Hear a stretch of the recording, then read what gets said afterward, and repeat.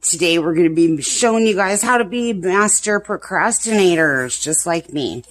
I have all these berries that I'm going to make into preserves, but I don't have the jars to make them, and I had to order them online.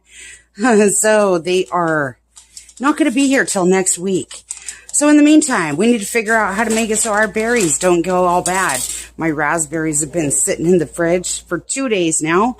They're starting to turn dark and yucky.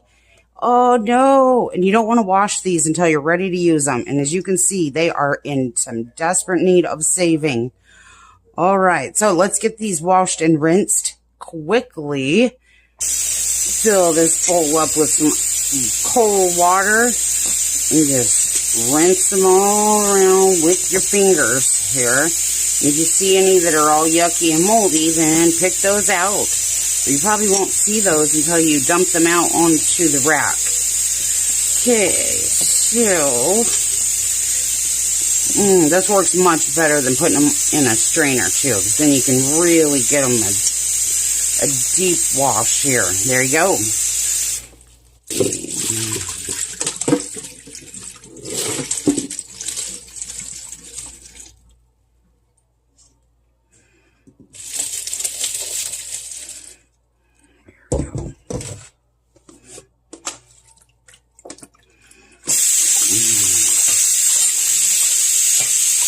I'm going to use two of these little wire racks for straining, and we're just going to freeze these just like they are. I lost my motivation already.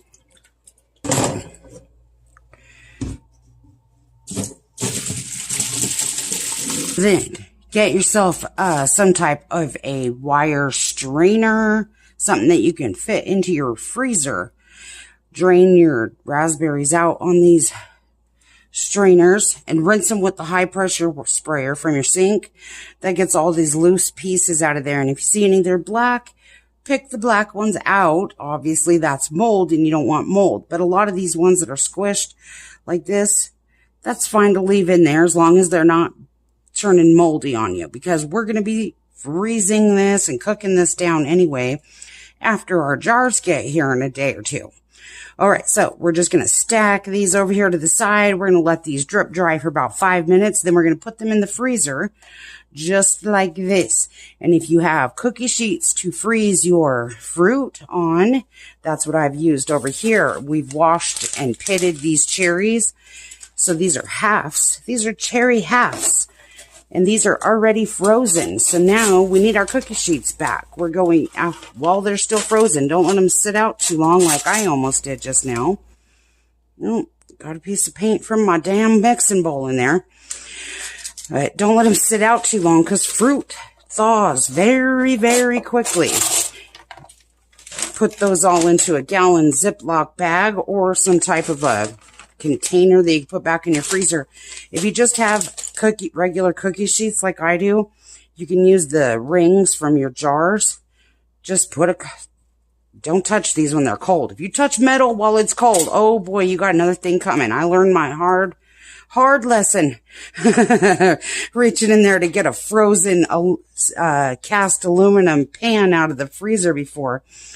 Just put your jar rings.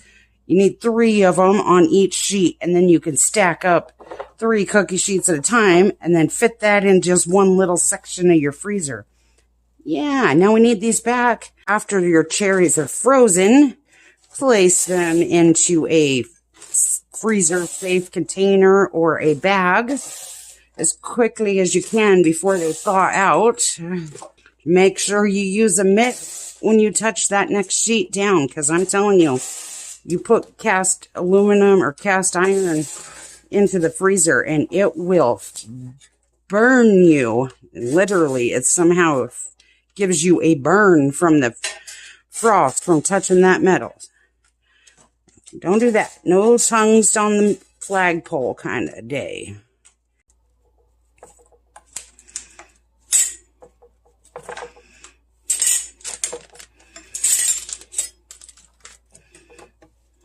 And I'm not using parchment paper or anything else underneath my fruit. I'm just sticking it directly onto my cookie sheet. You can use parchment paper if you want to. But I didn't have any. We're going bare bottom today. I found jars on sale for 50% off. So I ordered me some of those, but they won't be here until Wednesday. And my fruit is not going to last. As you can see, my raspberries have already been neglected long enough. And now that our raspberries have dried for a few minutes, we're going to sit these into the freezer so they can get froze. It's going to take about 2 hours before we can put them into a bag. And then we'll do the same thing as we're doing with the cherries. And now that we have our bowl back, we can actually start soaking our strawberries, because we want those to rinse in a little bit of vinegar real quick. So let's get that going while we wait. Okay, then for our strawberries, we have, let's turn on this damn light. Okay, we have this large 2-gallon bowl. We filled it up with 1 gallon of cold water. Then we're going to add probably about, I don't know, 1/4 of a cup worth of vinegar, give or take. It really doesn't matter how precise you are with that. Then dump all your strawberries into this. I have 4 pounds of strawberries here. If you're doing less strawberries, then you do less vinegar and water. You just want enough to be able to submerge them. Stir those all around and let them sit there for about 3 to 5 minutes. Now, let's finish getting these cherries put in the bag. If you thought that took a very long time to scoop those cherries into this bag, you would be sadly mistaken. It takes a very long time to pit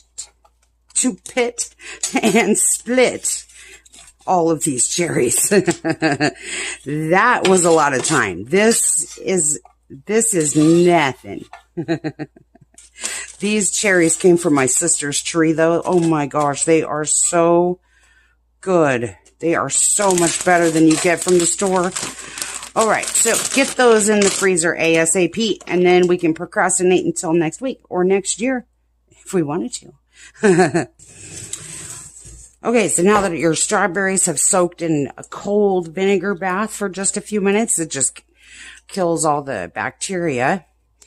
And take the stems off of these. Sometimes if they're real ripe, they'll just pop right out.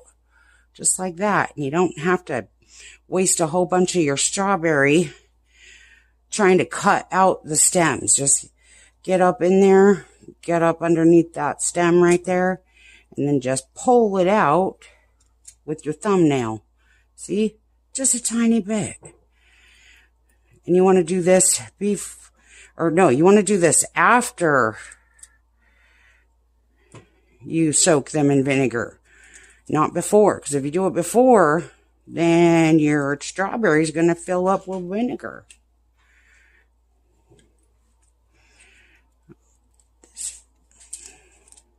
See how nice that one came off? That's how you can tell they're super ripe.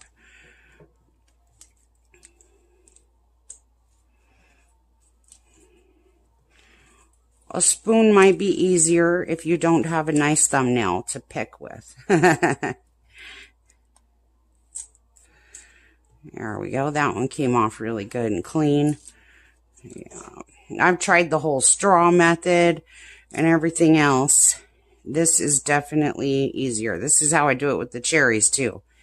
I just use my thumbnail to split them open, feel for the seed, pop them out. God gave you all the tools you need for picking all the fruit that He gave you that you need. And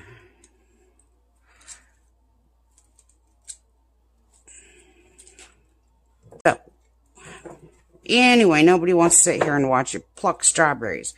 After you get these all semi-dried, then you're going to get yourself a coffee filter. You can use a paper towel too, but sometimes the paper towel comes off on your food.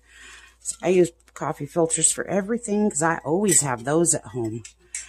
Then you just slowly put these in here so you don't drop them and bruise them. And you fill your jars. There you go.